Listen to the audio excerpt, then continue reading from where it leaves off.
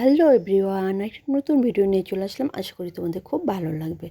তো এখন তো জানোই যে বর যেহেতু ছুটিতে থাকে তখন কিন্তু রান্নাবান্না বেশ করতে হয়। মানে আমার মা বেটা থাকলে যেরকম ছোটোখাটো রান্না করলে হয়ে যায়, একটা দুটো করলে হয়ে যায়, বর এসছে বলে অনেকটা রান্না করতে হয়। তো ডন বেঙ্গল ফুড চ্যানেল থেকে তোমাদের সবাইকে স্বাগত। ভিডিওটা দেখো, খুব ভালো লাগবে। চলে গেছিলাম স্কুলে, প্রচুর এক্সাম শুরু হয়েছে না, তাই জন্য স্কুলে দিয়ে তারপরে রান্নাগুলো করেছি। হ্যাঁ, বাজারটা কিন্তু আগে এনেছিল। তো এনেছিল এটাকে কি বলবো, অনেক ধরনের মাছ ছিল, মৌরলা মাছ ছিল, আরও হাবিজাবি ছিল। তো আমি এত সব ছোটো মাছ চিনি না, শুধু পুঁটি মাছ আর ট্যাংরা মাছ চিনি। তো যাই হোক, এই মাছটা ভাজা করলাম, হাফ ভাজা রেখে দেবো, কারণ বাচ্চাগুলো সবজিতে দিলে আর যখন নরম হয়ে যাবে, কাঁটাগুলো বেরিয়ে আসে না, তখন না খেতে চায় না, খাই না। তো এই জন্য প্রায়ই দেখো যে আমার গুঁড়ো মাছ কিন্তু রান্না হয় না। তো যাই হোক, গুঁড়ো মাছটা ভাজা করে আধা তুলে রাখবো, আর আধা দিয়ে বেগুন দিয়ে মানে চচ্চড়ি বানাবো। তো সেটাই কিন্তু তোমাদের সাথে শেয়ার করবো। আর অনেক দিন পরে এনেছে ফলি মাছ, সেই ফলি মাছটাও করব। তো ফলি মাছটা করব, সেটাও তোমাদের সাথে শেয়ার করব। কারণ আজকে একটু টাইম আছে, যেহেতু স্কুল আমার এখন প্রায় দিন যেতে হয় না, স্কুলে পরীক্ষাটা শুরু হয়েছে তোমার গিয়ে 1:30টার থেকে। তো তাই জন্য আমি রান্নাবান্না করে তারপরে কিন্তু যেতে পারি। তো চলো ভিডিওটা দেখো, খুব ভালো লাগবে। একটু ঝাল ঝাল করে টমেটো দিয়ে, আর মাছটা না একটু নরম হয়ে গেছিলো বলে আমি তো কড়া করে ভেজেছিলাম। আর এটা ছিল ফলি মাছ, বহু বছর পর খেলাম, না হলেও কি বলবো, 10-15 বছর পর। কারণ ফলি মাছ এক তো আমি আনি না বাচ্চাদের জন্য, ওরা খায় না, তাই জন্য ফলি মাছটা আনা হয় না।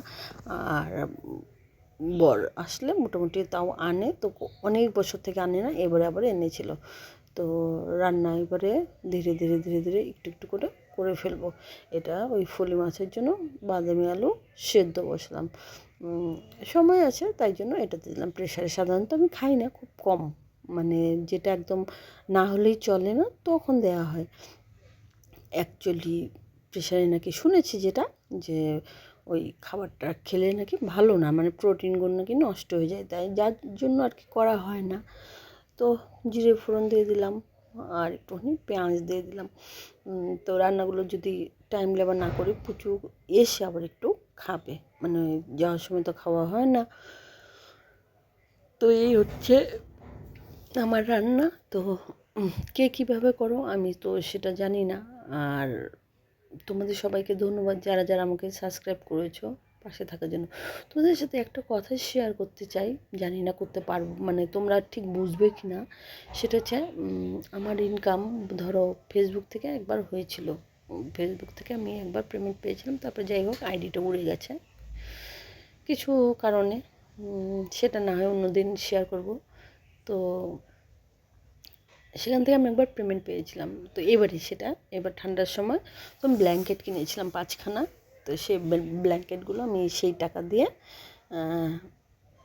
আর কি দান করেছি। দান বলতে ভগবান আমাকে আমার হাত দিয়ে আর কি দিয়েছে, 5খানা লোককে আমি দিতে পেরেছি আমার হাত দিয়ে। ভগবান সেই সুযোগটা করে দিয়েছিলো। আবার পেমেন্টটা আরও ভালো জমেছিলো, এবারে প্রচুর পেতাম, না হলে 5-7 হাজার বা 10 হাজার টাকার উপরেই পেতাম। তো সেই টাকাটা এবার ওই যে আইডিটা উড়ে যাওয়ার জন্য নষ্ট হয়ে গেল, আর পেলাম না। আর এই কারণেই আমার এই ইউটিউব ফেসবুকে কাজ করা, যাতে করে আমি সমাজের জন্য ছোট্ট কিছু করতে পারি, যেটাই পারি। তো অ্যাকচুয়ালি ভাজতে কিন্তু সব সেদ্ধই হয়ে গেছে, তো একটু জল দিয়ে দিলাম যাতে মাছগুলোর ভিতরে মশলাটার ফ্লেভারটা ঢোকে। তো যাই হোক, সেটাই বলছি।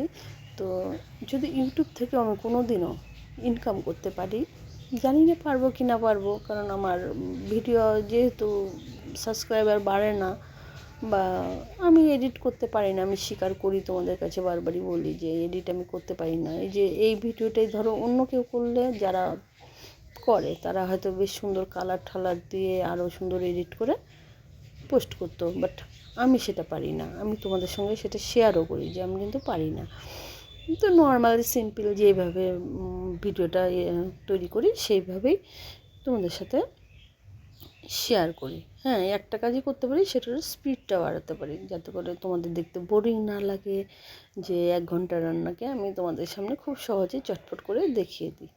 তো এইটুকুনি আমি পারি, বাট কালার ঠালার এক্সট্রা করে আমি ওগুলো করি না। আর্টিফিশিয়াল কোনো কিছু আমার লাইফে নেই, সেটা পার্সোনাল লাইফ বলো বা এই এখন তো এটাকে প্রফেশনাল লাইফে বলা যেতে পারে এটা। তো আমি এটা করি না। হ্যাঁ, কেউ পছন্দ হলে দেখবে। আমার যেদিন সময় থাকে সেদিন আমি লং ভিডিও দিই, যেদিন হয় না সেদিন আমি দিই না। দিই না বলতে কী করে দেবো, হয় না তো। স্কুল যাই, বাজার যাই, বাচ্চাকে নিয়ে টিউশন যাই, এই করে করে আর হয় না। তো এই জন্য আমি বলিও না, সবাইকে বলি না। অনেকে বলে যে প্লিজ সাবস্ক্রাইবার করুন, প্লিজ সাবস্ক্রাইবার করুন। তো সাবস্ক্রাইব তো তখনই করবে লোক না যখন পছন্দ হবে। তো আমি সিম্পল করে যাচ্ছি আর তোমাদের বলি যে আমি পারি না করতে, এটাও স্বীকার করি।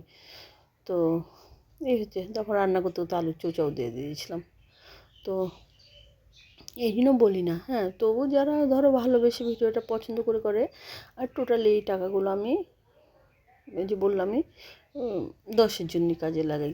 ইভেন সেটা তো পাই যখন তখন দিই, বরের টাকা দিয়েও কিন্তু আমি এই কাজগুলো করি। যেমন ফুটপাতে হয় না অনেক সময় কেউ বসে থাকে, মানে দুপুর টাইম হয়ে গেছে, স্কুলে গেছি, আমার তখন মনে হয় ওই লোকটার পেটটার মানে জ্বালাটা ঠিক আমি বুঝতে পারি। আমার মনে হয় যে এখন একটু ভাত পেলে ওনার কীরকম লাগতো। তো হোটেল থেকে ভাত নিয়ে যেহেতু ওদেরকে ঢুকতে দেয় না ভেতরে, তো ওটা আমার খুব খারাপ লাগে। আমি ঝগড়াও করেছিলাম হোটেল মালিকের সাথে যে কেন ঢুকতে দেবে না, পয়সা দিয়ে খাবে, ও চেয়ারে বসেই খাবে, দেবেন না কেন? দেয়নি ঢুকতে। তো যাই হোক, জলের বোতল খাবার টাবার নিয়ে এসে বাইরে দিই। ও যখন মুখে দেয় ভাতটা তখন মনে হয় সেই তৃপ্তিটা আমি পাই। আমি ঠিক তোমাদের বোঝাতে পারবো না আমি কি বোঝাতে চাচ্ছি, জানি না। অনেকে বুঝবে, অনেকে হয়তো বুঝবেও না। মানে অভুক্ত লোকের পেটে যখন একটু ভাত দিতে পারি বা কিছু দিতে পারি, সেটা আমার কাছে পরম তৃপ্তি। তারপর ধরো কেউ খালি পায়ে রোদের মধ্যে হাঁটছে, চৈত্র, ফাল্গুন চৈত্র মাস, পাকা রাস্তাতে, তারপর একখানা জুতা দিতে পারলেও মনে হয় আমার পাটা সেফ হয়ে গেল, মানে আমার পাটা আরাম পেলো। এরকম কিছু ব্যাপার ভেতরে, জানি না এই ধরনের মেন্টালিটি কেন আসে। অনেকে আসে না যে টাকা পয়সা জমিয়ে রাখে ভবিষ্যতের জন্য, আমার ক্ষেত্রে সেটা হয় না। তো এই নিয়ে বড় বকাও দেয় যে এত পয়সা নষ্ট করো, প্রচুর করি। যাই হোক, কথাগুলো তোমাদের সাথে শেয়ার করলাম। ভালো থেকো, এই যে রান্নাগুলো করেছি তোমাদের সাথে শেয়ার করলাম। তো যদি ভুলভ্রান্তি কিছু বলে থাকি ক্ষমা করে দিও। মোটামুটি গুছিয়ে নিয়েছি।